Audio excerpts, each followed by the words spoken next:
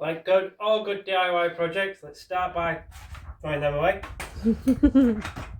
and try and put the puzzle together without them. It's always more fun when you have to do it 3 times.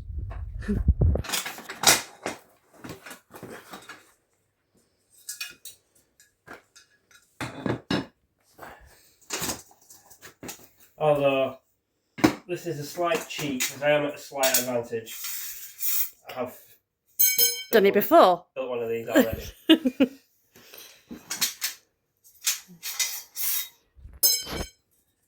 So this is the bottom, which is already sealed.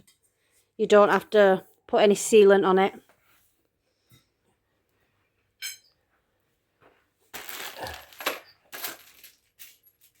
Oh, what tools did you get with it? You get one of those mallets and the Allen key set. That's all you need, really. Yeah. Well, no, not really. That is all you need. If I remember rightly, they're quite a simple construction. And because I'm sad, or not sad, but this is my favourite bit out of the whole thing. You get a coded viv lock. No keys required, just a coded viv lock. Right, let's see how well I remember. I think, just take that bar off that side please. Flip this up. And then these go through. Like so. And the bar goes onto that.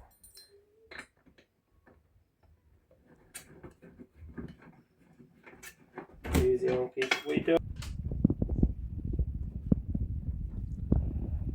Oh. Can I give that back? Yeah.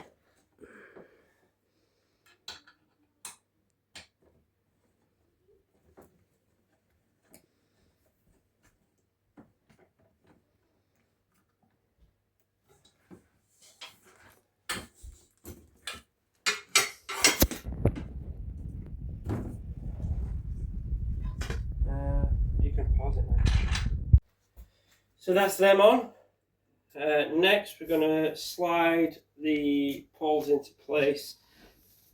These poles here, these ones are going to be the ones that hold the front bar on, which is over there, and hold the perspex in place. So I'm going to drop those over here.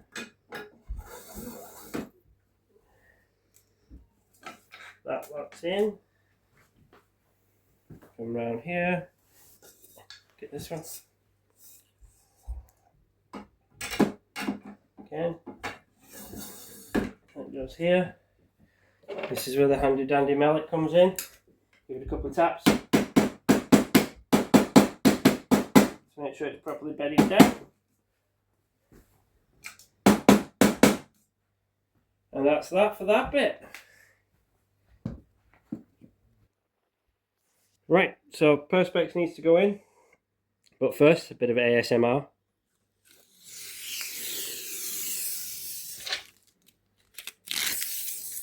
Oh yeah. Lovely. And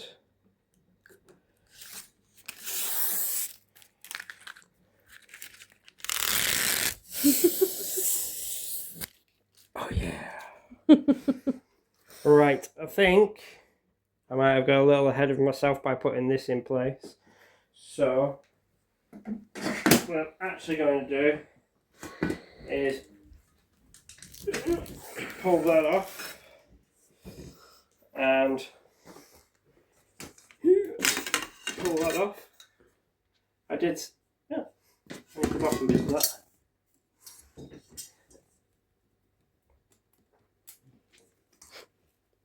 Paul! I don't want to break it. It's because you hammered it on and... There we go.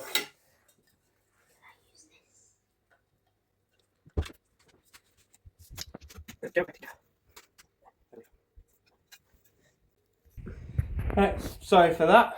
My daughter keeps coming down because she thinks it's an appropriate time to start being a nuisance and interrupting us constantly. Anywho, these need to go on here first, like so. Again, tappy tappy with a handy dandy mallet. Then screw goes in here, which we can tighten up with the conveniently provided Allen key that has a screwdriver at opposite side.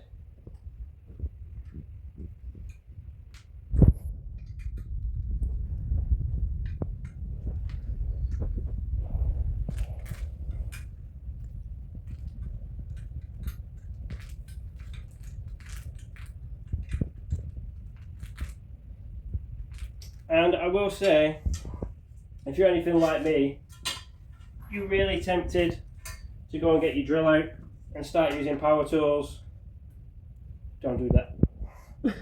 Because you will strip the screws or snap the fittings, because they're not meant to be tight enough for you to do chin-ups on. Although we like to think that everything should be tight enough to do chin-ups on, they're not supposed to be. So when you try and make it, that's when you start damaging fittings. If you get it nice and hand tight, even then don't overstrain it. That should do the trick. So we make our goalposts, and then this strip of perspex goes into place here, and these onto the poles. You have to wiggle them because there's actually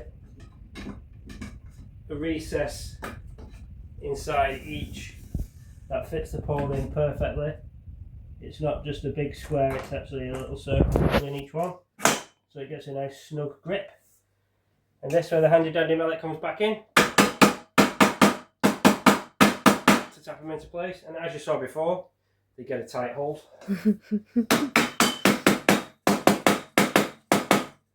And that's that, that's it. There's your retainer. This is going to be obviously the side where the doors go. So what's left for me to do now is basically repeat that process on the back, and I can slide in the back and sides. Right, they give you these in the box. I'm going to come over and give you a close up. They're like little threaded pieces of plastic. They're not actually meant to stay in, but they're really handy. You screw into the top of these, and then when you put the top on, they help you locate it. But don't screw them all the way in. And if it feels tight, don't put the top on unless you know you'll be able to get it out by hand, because they're not meant to stay in. Last time I did these, I screwed it in like I was trying to make it stay there forever, and I ended up having to take the top back off, loosen it off, and then put the top back on and go again. So yeah, don't make that mistake. But the construction is really simple, doesn't take forever. It's time for a bit more ASMR. If you can get hold of it. I got it. Hey. You ready? Some more. Oh yeah. Right.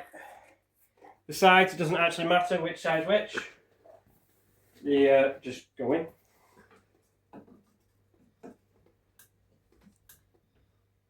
Oh, there's only one side.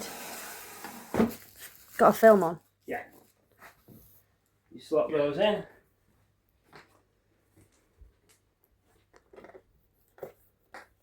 Can I get the edge on this one? Or is it already been peeled? I feel as though this one has already been peeled. Somebody stole my enjoyment.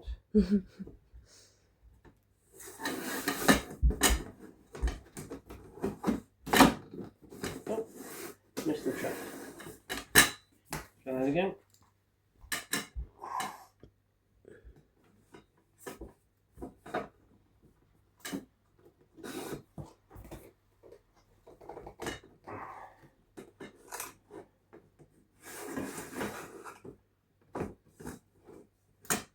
This is only happening because the top's not on yet, which is allowing the legs to splay a little.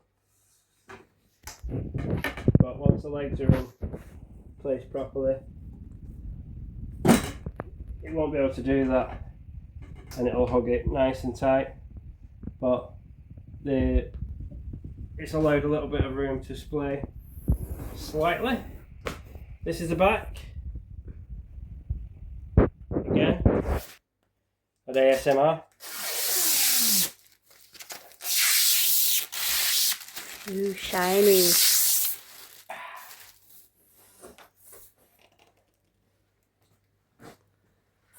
This now goes in place here.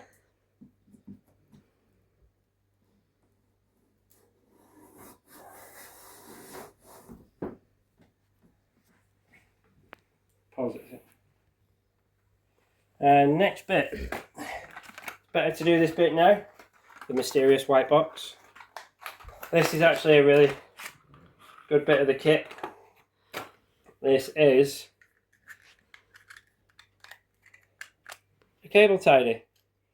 You put your cable, you screw this in to the big gaping hole that's in the back. But it's so you can drop your cables through. Oh. Drop it on the floor. Drop your cables through, but then when this is on, if I can get it to go back on,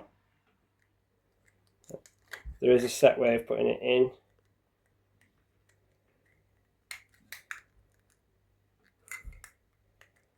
There we go. When this is on, you can expose the cables that you need or lock them off and hide them so nothing can get out. Not that an animal that's going to be in this size of enclosure would be able to fit through there, but you never know.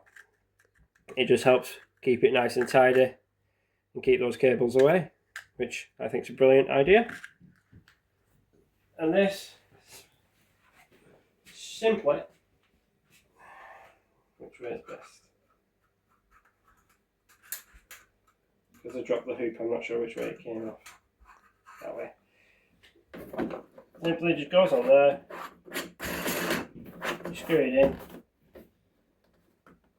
and bobs your teapot like that, but it actually goes the other way around, so the cap's at the back, so you can do it at the back. I did it that way just so you can see it on camera, rather than trying to get the camera down the back of here. So yeah, that's how it goes. Right, although this is a PVC enclosure, the doors themselves are glass.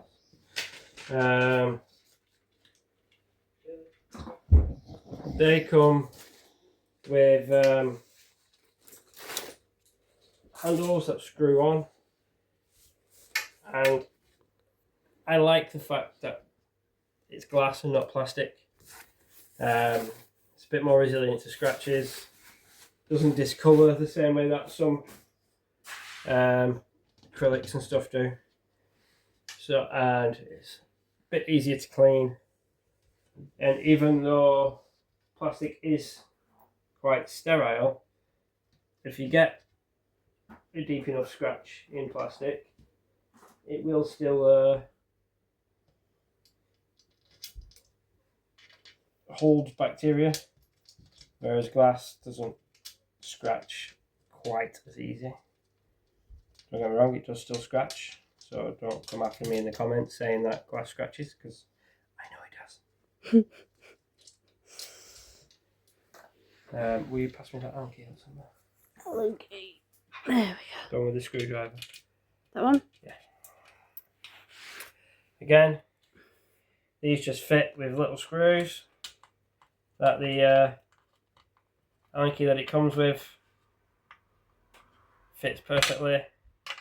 And again, definitely at this point, do not over tighten these. That will smash the glass. Yeah, I like the fact that you get handles with these ones, because some you don't. You have to put your hand on the glass to slide them open, don't you? Yeah, I do like the handles myself. It's makes a big difference having something to get hold of. You touch the glass less, that keeps it a bit cleaner. Now, I don't know where everybody's opinion lies with this, but I like to leave my glass to get a little bit grubby and a little bit of marks on it, so the animal knows it's there. Because when it's too clean, sometimes they will strike at the glass and end up hurting the head or what have you. So leaving a few marks on it is fine, so they can notice that there is actually something there. But when you constantly, sometimes multiple times in a day, putting your hands on the glass just to open it so you can change the water bowl, that can be twice. Open it, get the water bowl, close it, well, it'd be 4 times really, then open it again, put the water bowl back in, close it again. Or feeding days, when you're touching the glass and you've got wet mucky hands or what have you, it leaves marks all over it, whereas with these little handles, it does not.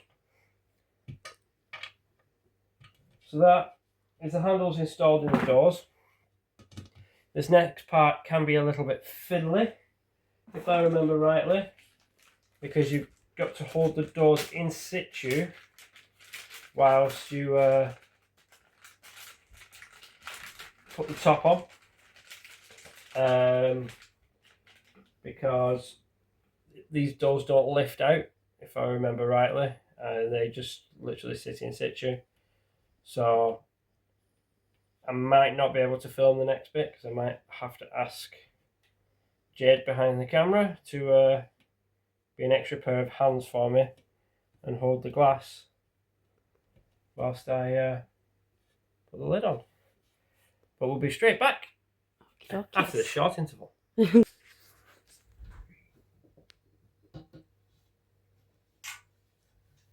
see you, Lucius.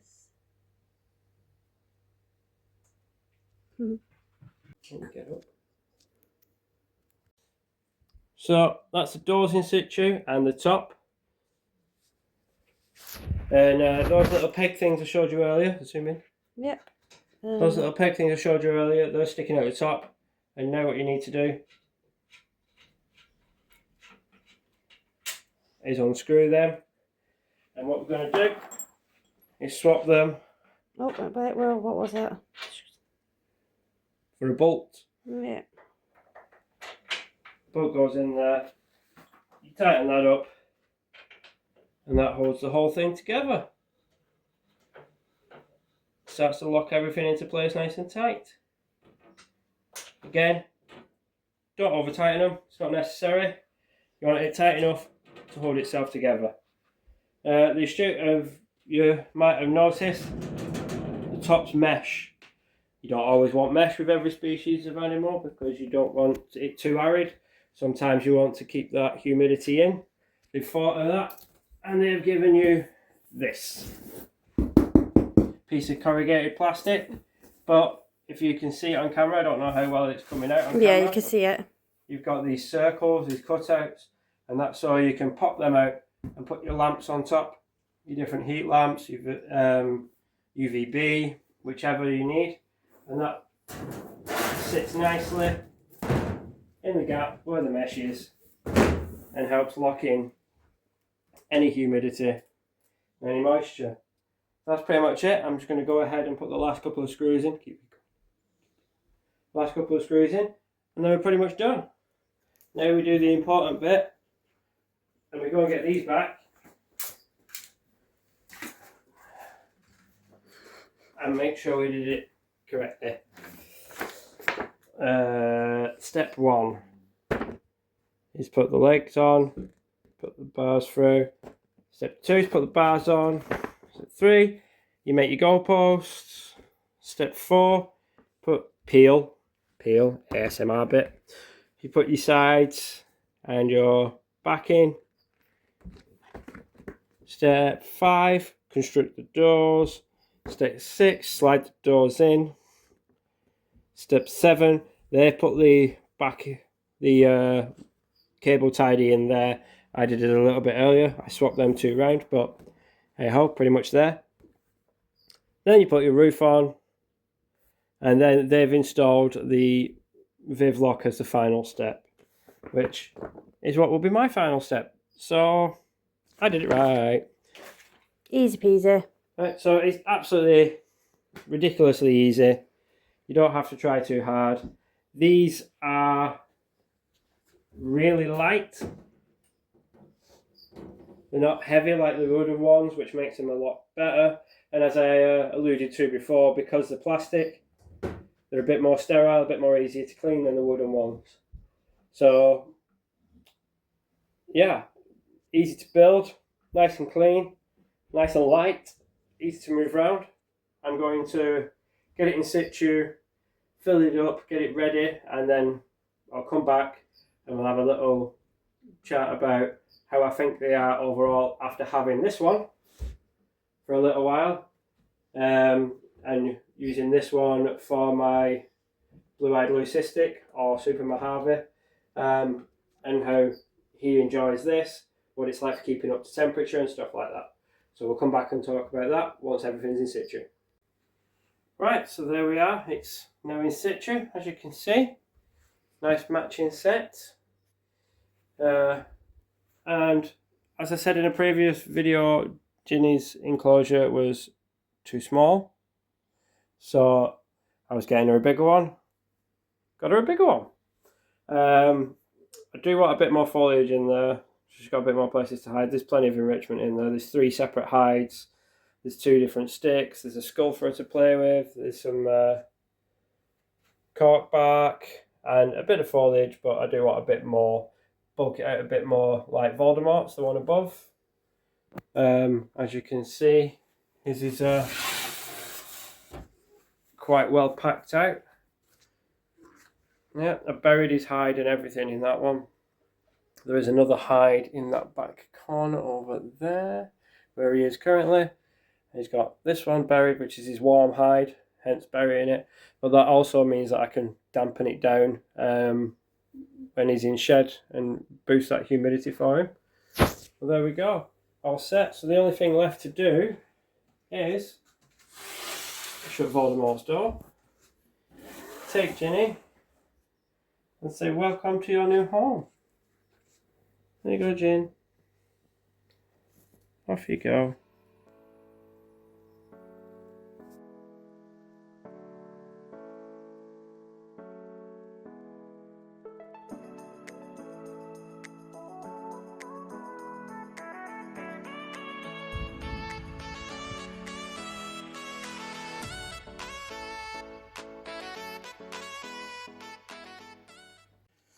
Right, the astute ones of you might have noticed that I am in different clothes and I have possibly shaved my head and shaved my beard.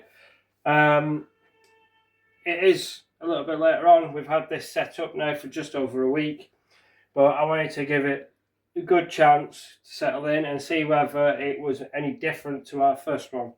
And the short answer to that is no. It's no different, but the first one was absolutely brilliant. We think it's brilliant. It holds temperature really well.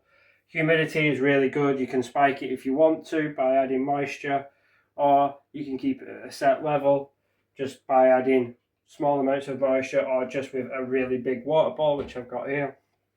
And that tends to give you the right humidity.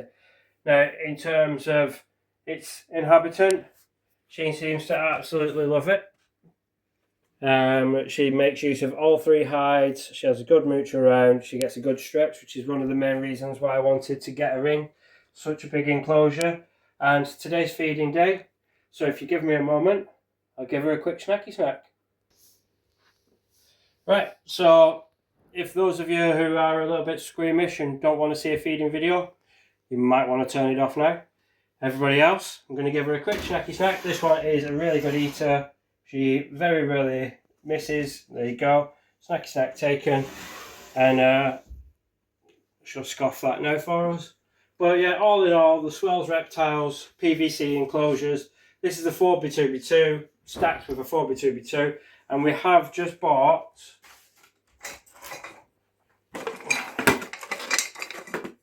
an extension kit for stacking them. They do stack directly on top, but you can stack them with a bit of a expansion gap if you like, so you can get your lighting rigs in between. So at the moment this is the only one with lighting, but I want to get lighting on this one as well, so that's where they come in. They fit in the middle. I'll do a short and give you a brief view of what we've done there once they're in place. But yeah, all in all, absolutely love the enclosure. Would I buy another one? I'm definitely going to. And would I recommend them? 100%.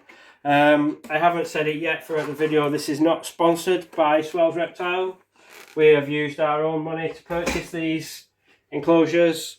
We waited for them to come back in stock because they were out of stock, and it's all been on our own dime or our own pound. And this is a genuine review. They are absolutely brilliant. The only thing I will say is you have to rig up the heat mat if you're going to use a heat mat. So it's sandwiched between plates of glass just to prevent it from being directly against your animal. But you'd have to do that with pretty much any enclosure if you're going to use a heat mat, unless it's got a glass bottom. So, yep, perfect setup for getting the humidity, perfect for the temperature, and perfect all round. Can't fault them.